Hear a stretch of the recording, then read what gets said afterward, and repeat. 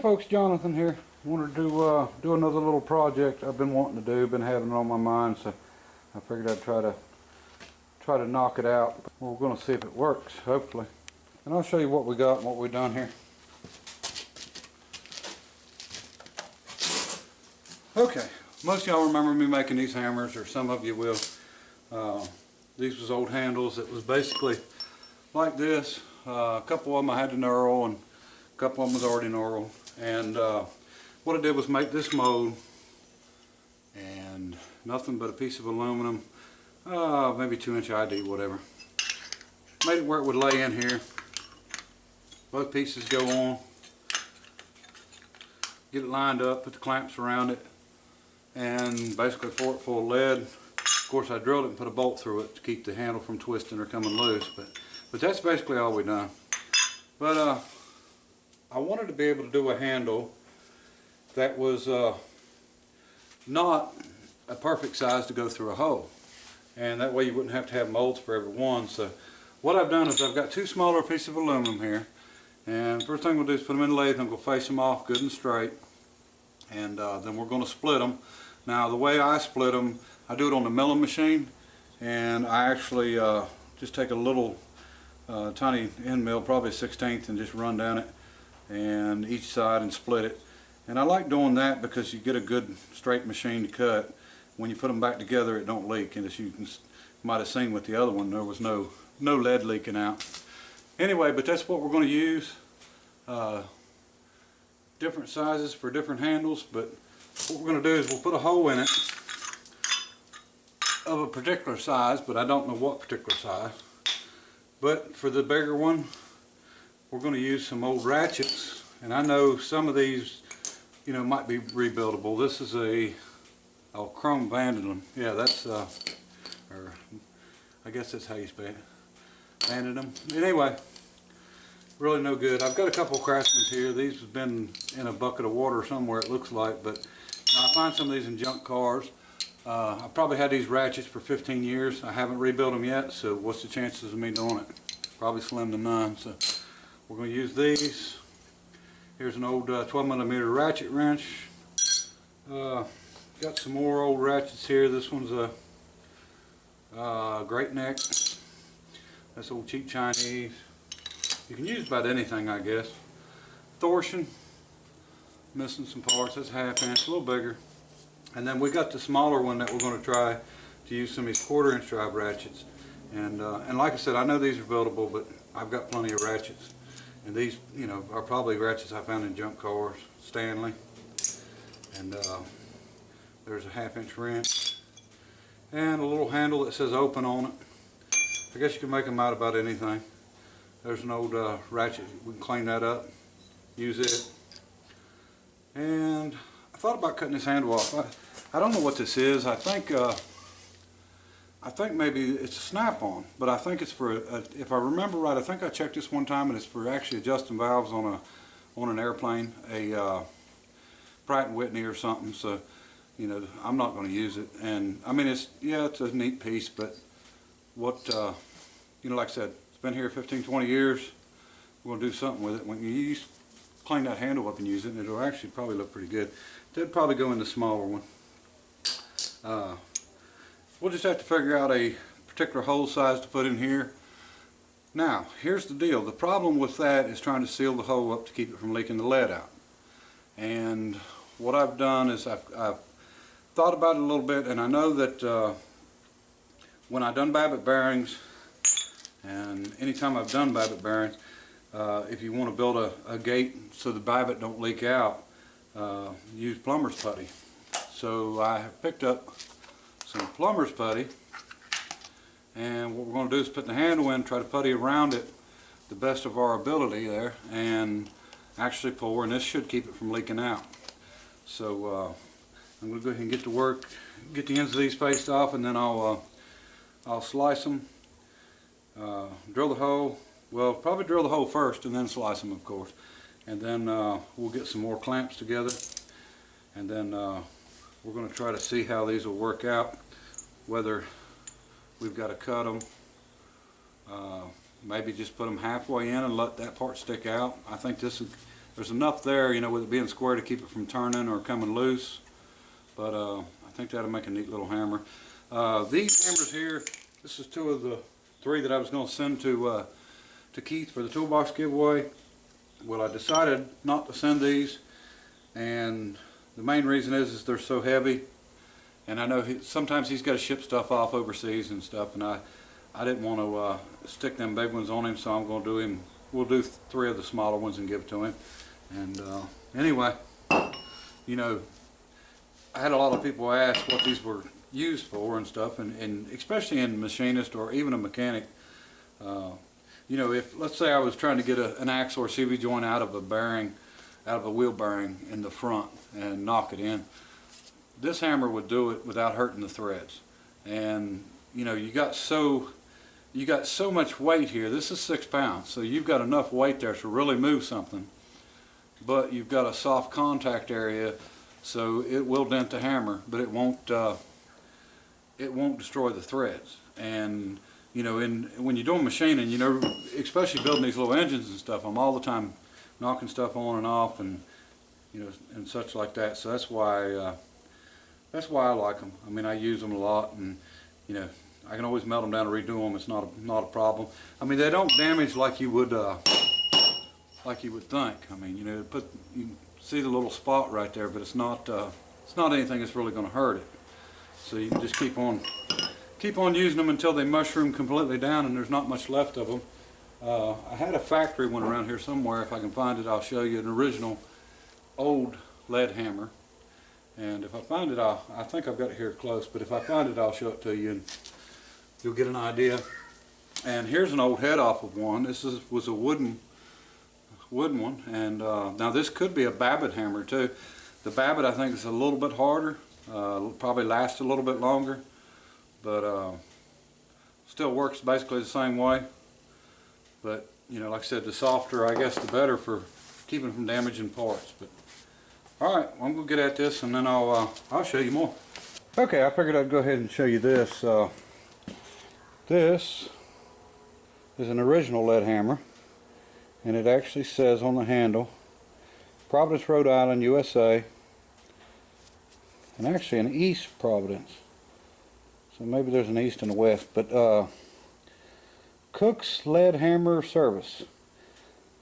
Probably what they done is they would sell a hammer, and then they would probably remelt it and redo the end if you needed it done.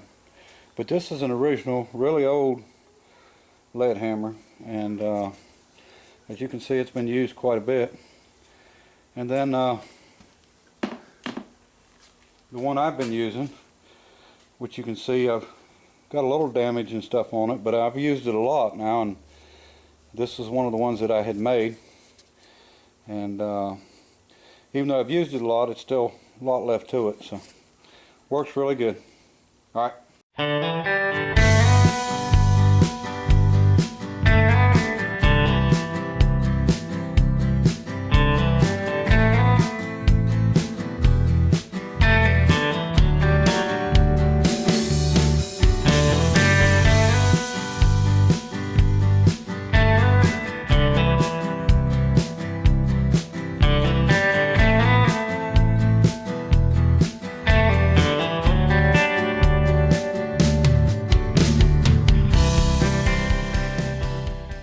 Okay, folks, here's what we've got. I've got a ratchet inside of it, and I'm going to try to use that plumber's putty to fill it in.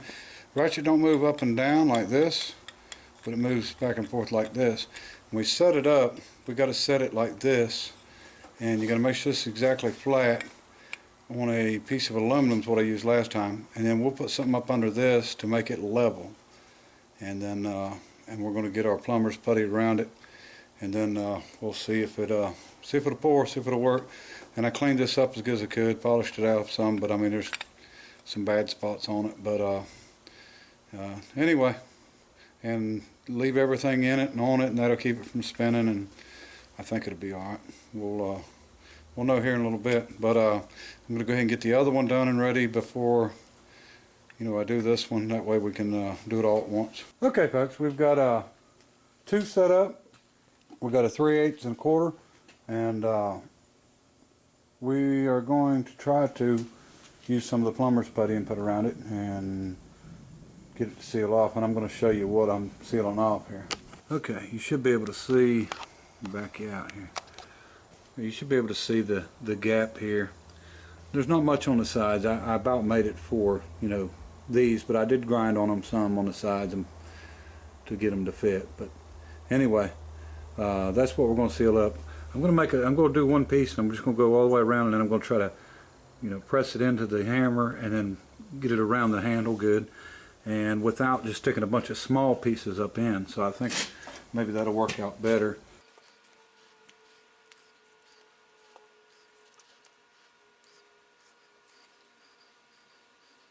Stuff smells like something, but I just can't think of what it is. You know, smells you know, you can sort of remember for a long time. Like the skunks up in West Virginia, you don't really forget that smell.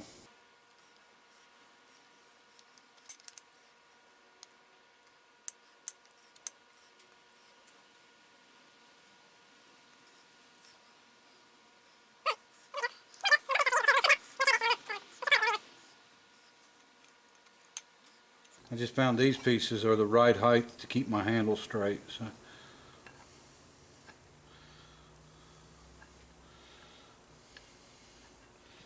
That stuff really didn't squish in there except for here where I moved the handle. I had to move it up this way a little bit because it wasn't on center. So it actually squished a little bit, but I got it out. Okay, I figured I'd show you some lead here. It's 130 pounds per bucket, and we weighed them. And some of this lead must be some new stuff. There's not much of it in here. They really don't weigh nothing, but it's flexible stuff, and I'm not quite sure what it is, but it really don't weigh hardly anything. So I'm figuring, you know, 130 pounds. There's probably 100 pounds of good lead there, but they're 130 each. That's 260, and here's two more. And this one's 110, and that one's 140. And so there's 510 pounds here. And then I've got a 500 pound block out back that was a counterweight. And then I've got another 100 pound bucket. So I've got about 1,100 pounds. Okay, I put a little bit of plumber's putty around the bottom of that one just to hold it in place. It was so light. So we'll see how it works out. Alright, this has got me pretty worried because there's some blue color on top of my lid, and I don't know what it is. It won't come off, so I'm going to try it anyway.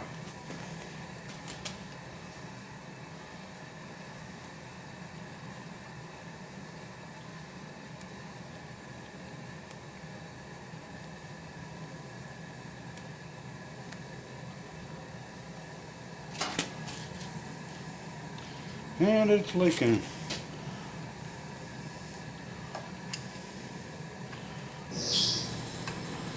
It's leaking, and it's so hot that it's not going to stop.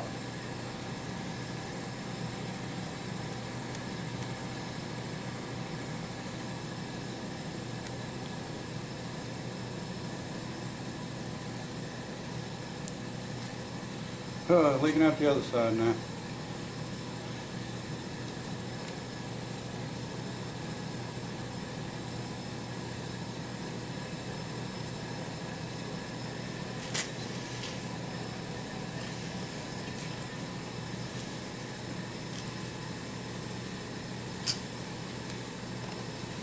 Might as well, right?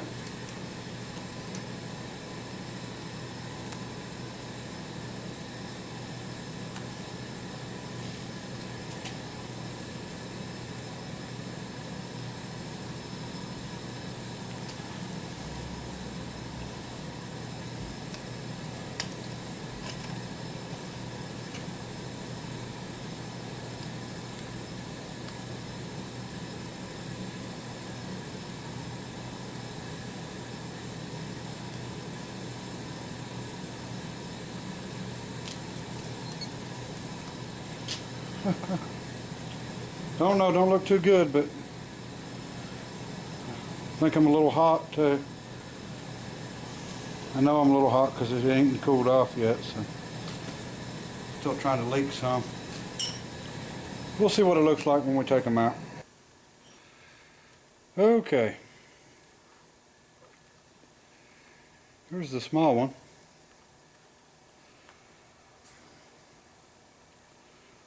Well, the putty's kind of hot, but it didn't seem to leak out. Ooh, let me get it where you can see it here. It didn't seem to leak out of it. Let me drop it here.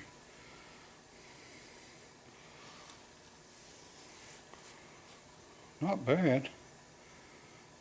I think maybe a little bit of work and we'll have this figured out. But let me take this cover off and we'll look at it. You know, the end of it ain't perfect, but this end's not bad at all. But you know, I left this long enough where I can machine it a little bit to see how it does. But we'll take a look at it and see what it looks like.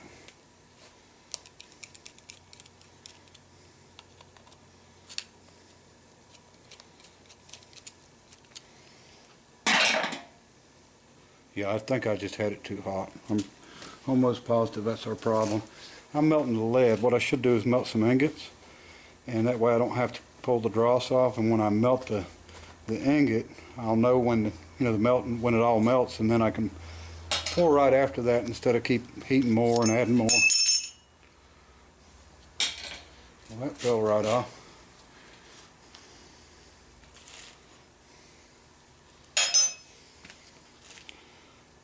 Not too bad. You can see a little bit of the ratchet at the top where I didn't, see a little bit of the ratchet at the top where I didn't grind it off or grind it down. But it's not bad at all. That's the square of the ratchet. So I guess what I need to do is grind off farther so we'll have some lead on the outside of that. I'll get her cleaned up and I'll show you what it looks like.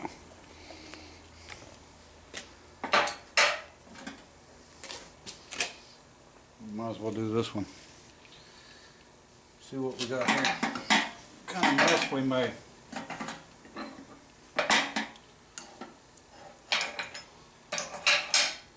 We did make a mess. I think the putty's alright. We'll reuse it.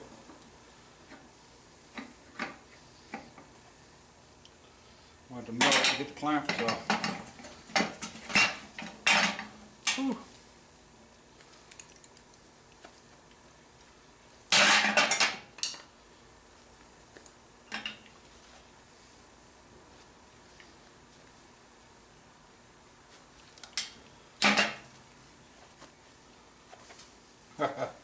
We might have a good hammer. That might be surprising.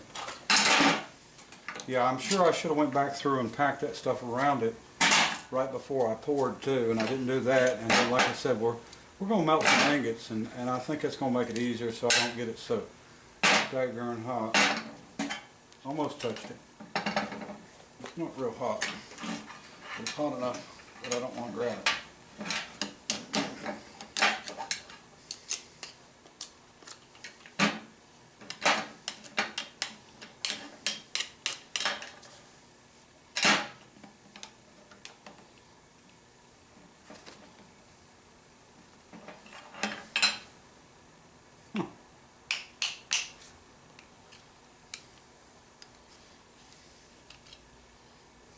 This one looks better than the other one.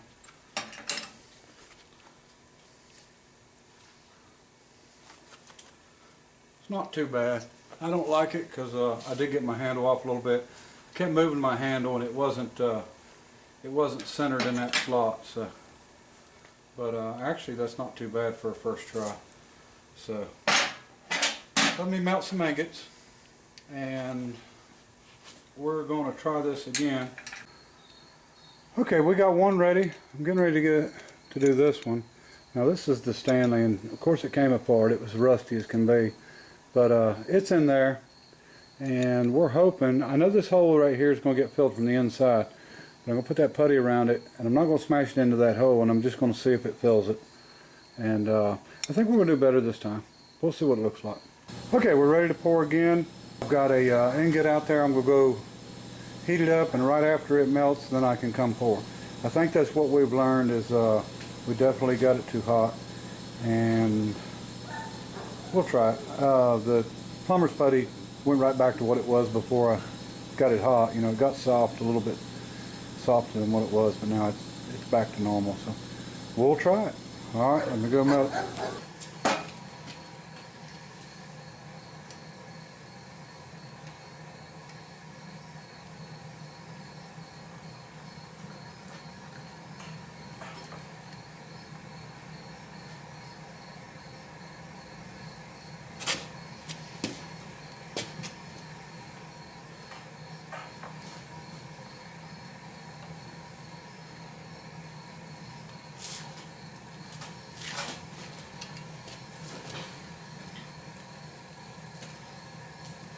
Looks successful. It didn't leak anywhere. I didn't do a very good job pouring, but we'll let it cool and see what happens. All right, folks, we're going to see what it looks like. They shrank down quite a bit, but I need to cut them off anyway, so that's not an issue. Kind of hot, pretty hot. That one done just what I wanted it to do. It filled in that hole on that side, and pretty much filled it in on that side. I had my putty stuck in a little bit. I'll show you up close here in a little bit.